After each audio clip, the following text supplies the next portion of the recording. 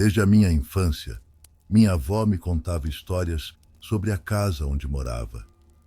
Eram histórias que soavam como lendas antigas, cheias de mistério e medo. Ela sempre dizia que a casa era assombrada, mas, na época, eu nunca sabia se devia acreditar nelas. Achava que eram apenas histórias inventadas, típicas de avós, como aquelas que elas contam para entreter os netos ou puxar uma conversa à mesa. Minha avó, uma mulher devota, com um amor imenso pela religião, rezava o terço todos os dias, sem exceção, uma verdadeira rotina de fé. Mas havia algo estranho nisso. Sempre que ela fazia suas orações, algo incomum acontecia. Coisas estranhas, inexplicáveis, como se algo se manifestasse na casa, como uma presença oculta, algo que espreitava nas sombras, aguardando o momento de aparecer. Eu nunca vi nada com meus próprios olhos, mas as histórias dela pareciam tão reais, tão vívidas, que era impossível não ficar com uma sensação estranha. Por um lado, ela poderia estar apenas sendo vítima de sua imaginação, talvez devido à solidão da idade avançada ou à sua visão turvada, já comprometida pelo diabetes. Mas, por outro lado, havia algo na maneira como ela falava, na firmeza de suas palavras, que me fazia acreditar que havia algo mais. Minha avó sempre dizia que, quando estava rezando, uma presença se aproximava dela. Não era algo visível, não no começo, mas uma sensação. Ela costumava descrever como se a atmosfera ao redor dela mudasse. O ar ficava mais denso, pesado, e uma sensação de observação, uma sensação fria de que não estava mais sozinha, tomava conta de seu corpo. Ela dizia que sentia como se alguém invisível, estivesse a observando de longe. Eu sempre pensei que ela estivesse exagerando, ou, talvez, que a solidão a tivesse levado a criar essas ideias. No entanto, ela estava convicta de que a presença estava ali, e não era apenas uma invenção da sua mente. Ela sempre insistia que durante esses momentos de oração, algo se manifestava. Não era um barulho, não eram passos, mas uma sombra que se formava no canto do quarto. E foi durante uma dessas noites, uma noite em que ela rezava o terço, que as coisas tomaram um rumo inesperado. A história que minha avó me contou sobre esse evento era de arrepiar. Naquela época, meus pais estavam visitando-a e todos haviam ido dormir. Ela, como sempre, ficara acordada, rezando o terço, imersa em sua devoção. A casa estava em silêncio absoluto, com o único som sendo o das madeiras rangendo e o vento batendo nas janelas, uma calmaria típica da madrugada. Foi quando ela sentiu a mudança no ambiente. Ela sempre dizia que o ar parecia se tornar mais espesso, mais difícil de respirar, e a sensação de ser observada aumentava. Ela tentou ignorar, tentando se concentrar nas palavras da oração, mas então a viu. Inicialmente, pensou que fosse uma ilusão. Ela tinha dificuldades de visão devido ao diabetes, então achou que seus olhos a estavam enganando. Mas ao olhar com mais atenção, ela viu que havia algo no canto do seu quarto, algo que não deveria estar ali. Era uma sombra densa, mais escura do que o normal, algo que não deveria existir ali. Ela ficava ali, imóvel, como se aguardasse por algo, observando-a com uma presença que deixava minha avó em um estado de pavor. Ela não sabia o que fazer. Sabia que não poderia correr. Seus joelhos, já enfraquecidos pela idade, não lhe permitiam dar um passo rápido. E no fundo, sabia que não havia para onde ir. A única coisa que restava era continuar orando, fechar os olhos, tentar ignorar aquilo e esperar que sumisse. Ela fechou os olhos e rezou ainda mais fervorosamente, como se suas orações pudessem afastar a sombra. Porém, quando abriu os olhos novamente, a sombra ainda estava lá. E agora, ela parecia mais próxima. Ela não se movia, não fazia barulho, mas estava lá, como uma presença silenciosa e ameaçadora, observando-a, aguardando algo. A situação ficou insuportável para minha avó. Ela não sabia mais o que fazer, não sabia se deveria olhar para a sombra ou ignorá-la, não sabia mais se deveria continuar rezando ou abandonar tudo e fugir. Mas então, de repente, a sombra desapareceu. Assim, sem mais nem menos. Ela não sabia o que tinha acontecido, apenas desapareceu. E após aquele momento, minha avó nunca mais foi a mesma.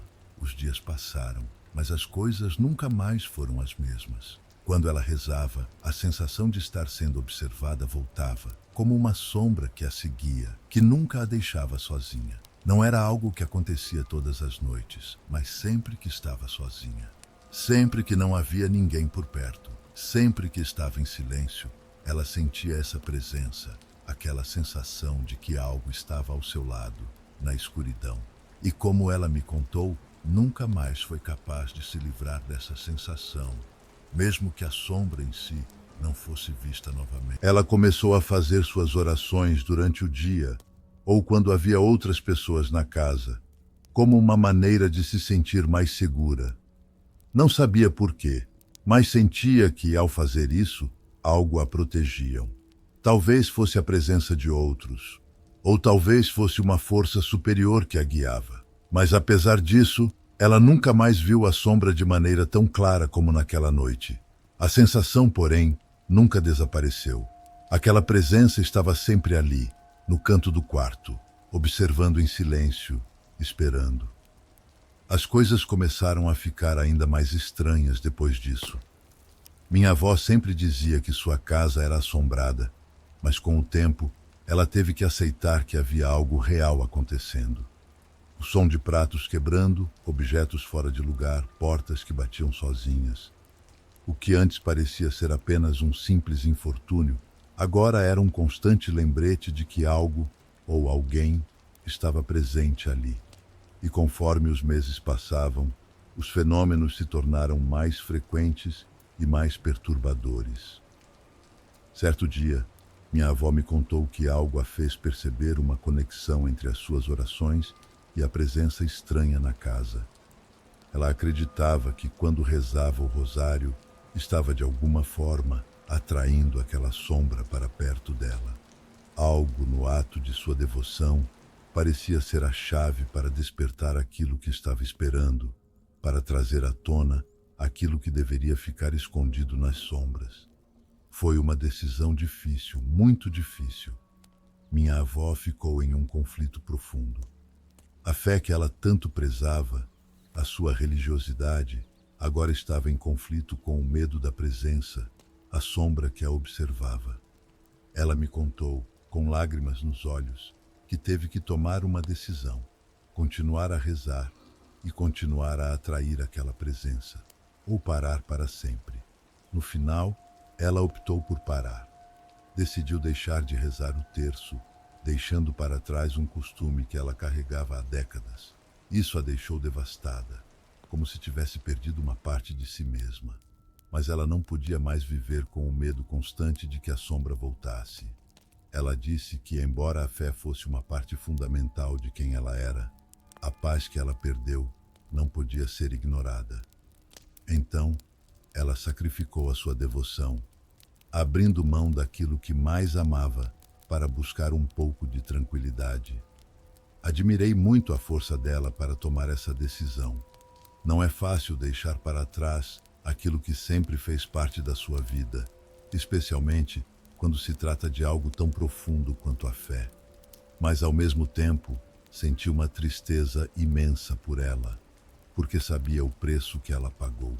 Nunca mais ouvi falar sobre a sombra depois disso, mas sei que minha avó nunca foi a mesma. Ela deixou a fé para trás, mas a sensação da presença nunca a abandonou.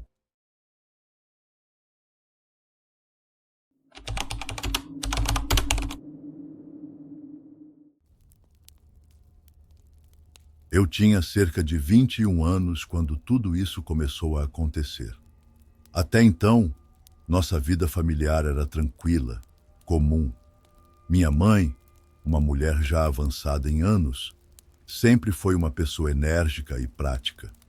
Apesar de acreditar em Deus, ela nunca foi do tipo que frequentava missas regularmente.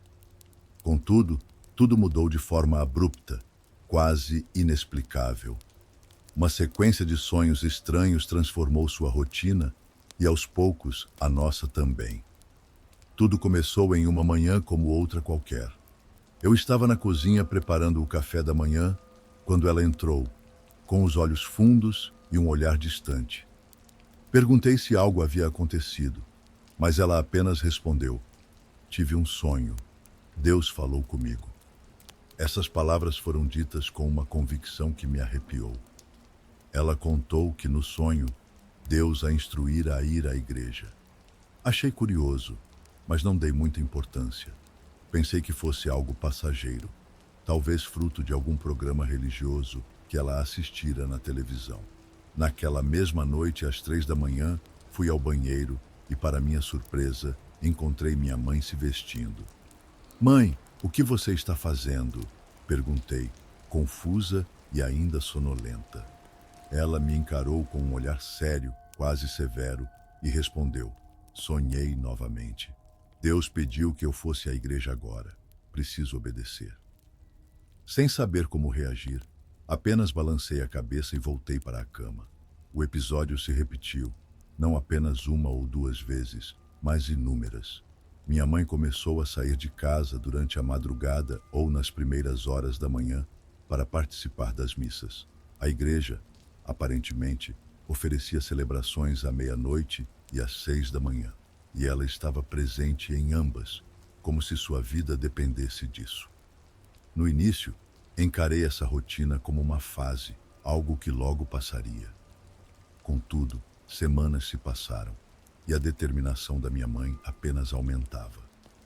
Uma manhã, durante o café, perguntei o motivo de tanta urgência. O que havia nesses sonhos que a compeliam tanto? Ela parou por um momento, seus olhos se fixaram em algo que não estava ali. Então, com uma voz firme, mas carregada de medo, respondeu: "Nos sonhos, Deus me diz que se eu não for à igreja, o diabo virá me buscar." O arrepio percorreu minha espinha. Nunca tinha visto minha mãe tão séria, tão assustada. Ela tomou um gole de café, como se estivesse reunindo coragem para continuar, e então começou a me contar sua experiência mais aterradora. Tudo começou em uma dessas noites em que sonhei que deveria ir à missa da meia-noite. Obedeci e fui. Quando cheguei à igreja, estava quase vazia, apenas algumas pessoas espalhadas pelos bancos. Sentei-me, fechei os olhos e comecei a orar. Mas, no meio da oração, senti algo estranho, como se uma presença estivesse se aproximando. Ela parou por um instante. Seus olhos estavam distantes, como se revivesse aquele momento. Continuou. Quando abri os olhos, vi um homem parado diante de mim, mas ele não parecia um homem comum. Seus olhos eram fundos, negros, como se fossem abismos sem fim. Ele me olhou profundamente e, naquele instante, senti um medo que nunca havia sentido antes. Era como se ele pudesse ver minha alma, como se soubesse tudo sobre mim. "O que aconteceu depois?" perguntei, tentando esconder meu próprio temor. A única coisa que pude fazer foi continuar orando, mas ele começou a falar. Sua voz era fria, distorcida, e ele dizia coisas que eu não entendia, como se falasse em uma língua antiga. Então, ele começou a rir. Uma risada que não era humana, algo monstruoso, que ecoava por toda a igreja vazia. Naquele momento, soube que ele não era apenas um homem, era algo maligno. Minha mãe terminou sua narrativa, e o silêncio que se seguiu era quase palpável. Não sabia o que dizer. Parte de mim queria acreditar que tudo não passava de um delírio, mas outra parte, aquela que viu o medo genuíno em seus olhos, sabia que havia algo mais, algo real. A partir daquele dia, comecei a observar minha mãe com mais atenção. Sua rotina de oração se intensificou. Ela encheu a casa de imagens religiosas velas e crucifixos. Era como se estivesse em uma batalha constante contra algo invisível. Nunca mais falamos sobre os sonhos ou sobre o homem que ela vira na igreja, mas eu sabia que aquilo a assombrava. Conforme o tempo passava, os eventos estranhos não se limitaram apenas a ela. Certa noite, enquanto eu estava em meu quarto, ouvi passos no corredor. Levantei-me pensando que era minha mãe, mas quando abri a porta, não havia ninguém lá. A casa estava mergulhada em silêncio, mas um calafrio percorreu meu corpo. Era como se eu soubesse que não estava sozinha. Comecei a perceber pequenas coisas que não faziam sentido. Objetos mudavam de lugar, luzes piscavam sem motivo aparente, e às vezes eu sentia um perfume estranho, algo doce, mas ao mesmo tempo enjoativo, que desaparecia tão rápido quanto surgia. Comentei com minha mãe, mas ela apenas disse: "Continue orando, minha filha. A oração nos protege." Certa noite, tive um sonho. No sonho, eu estava na igreja, mas não havia ninguém lá. As velas estavam acesas e o lugar estava envolto em uma penumbra. Quando me virei para o altar, vi o mesmo homem que minha mãe havia descrito. Seus olhos negros fixaram-se nos meus e eu senti como se todo o ar tivesse sido sugado do ambiente. Ele sorriu e sua voz ecoou em minha mente: "Você não pode fugir." Acordei suando e com o coração disparado. Depois disso, minha relação com os eventos estranhos se intensificou. Comecei a frequentar a igreja com minha mãe, buscando respostas ou, pelo menos, algum alívio para o medo constante que agora fazia parte de minha vida. Lembro-me de uma vez, durante uma missa, quando senti uma mão gelada tocar meu ombro. Olhei para trás, mas não havia ninguém. Meu corpo inteiro tremia, mas permaneci ali, rezando, como minha mãe havia me ensinado. Minha mãe faleceu alguns anos depois, de forma tranquila, em sua cama. Parecia que finalmente encontrara a paz. Contudo, sua partida não trouxe respostas, apenas mais perguntas. Muitas noites, depois de sua morte, me vi refletindo sobre tudo o que ela havia contado. Seria tudo fruto de sua mente? Ou ela realmente enfrentara algo sobrenatural? Sempre que essas dúvidas surgiam, lembrava-me da expressão em seus olhos enquanto narrava sua história. Era medo puro, verdadeiro, e isso era o suficiente para me convencer de que o que ela vivenciou não era imaginário. Agora, às vezes à noite, sinto um leve arrepio ao lembrar de sua história. Uma parte de mim tem medo de que aquelas presenças que a atormentavam possam, de alguma forma, voltar. Afinal, certos mistérios nunca se encerram completamente. E talvez, assim como minha mãe, eu também precise aprender a lutar contra aquilo que não podemos ver, mas que sabemos que está lá, esperando no silêncio.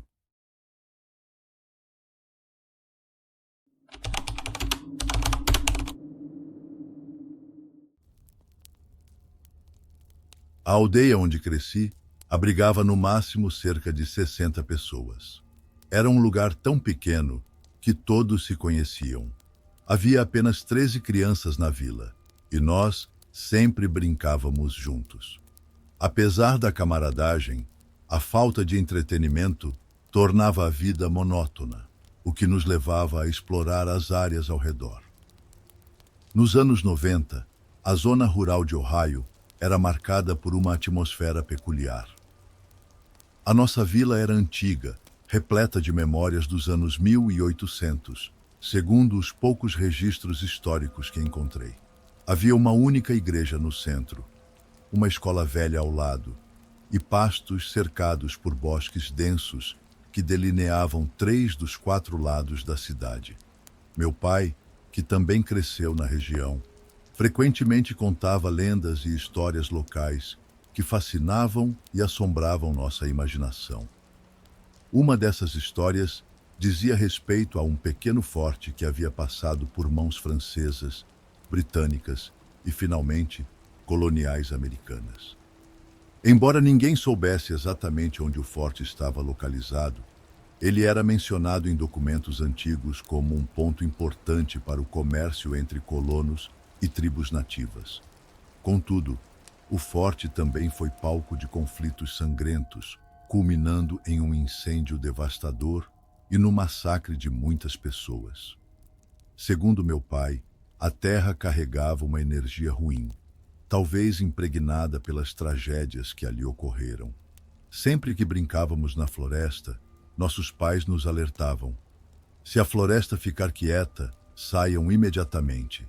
E se ouvirem seus nomes sendo chamados, nunca respondam e nunca olhem para trás. Esses avisos ecoavam em nossas mentes como regras de sobrevivência. Quando eu tinha 10 anos, decidi que queria acampar. Era agosto e as noites eram frescas apesar do calor abafado do dia. Convidei 2 amigos para a aventura e eles adoraram a ideia. Contudo, meus pais e outros adultos ficaram apreensivos. No fim, meu pai concordou em nos acompanhar, desde que ele estivesse lá para garantir nossa segurança. Antes da noite planejada, explorei a floresta para encontrar um bom local. Segui os costumes da região, oferecendo pequenos presentes às entidades da mata antes de entrar. Encontrei uma clareira perto de um riacho e limpei o terreno. Enquanto fazia isso, percebi algo estranho. O som da floresta desapareceu. Sem pássaros, sem vento, apenas um silêncio mortal. Senti um arrepio percorrer minha espinha, mas logo um corvo crocitou ao longe e os sons da natureza retornaram. Convenci-me de que era apenas minha imaginação. Mais tarde, voltamos ao local, carregando barracas e suprimentos. Nada de incomum aconteceu enquanto montávamos acampamento e acendíamos a fogueira. Meu pai parecia inquieto, especialmente quando o vento aumentou perto das 11 da noite. Montamos nossas barracas em semicírculo, com a parte de trás voltada para a linha das árvores.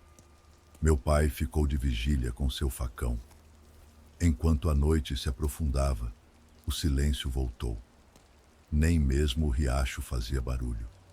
Todos ficaram tensos, e eu mal conseguia respirar de tão rápido que meu coração batia. Então, ouvi uma voz fraca e distante chamando: "Olá." Parecia feminina, mas havia algo de errado com ela. Meu pai fez sinal para eu alimentar a fogueira, e ele permaneceu de guarda. A voz chamou novamente, desta vez mais perto, e meu pai gesticulou para ficarmos quietos. Conforme as horas passavam, comecei a perceber detalhes inquietantes ao redor.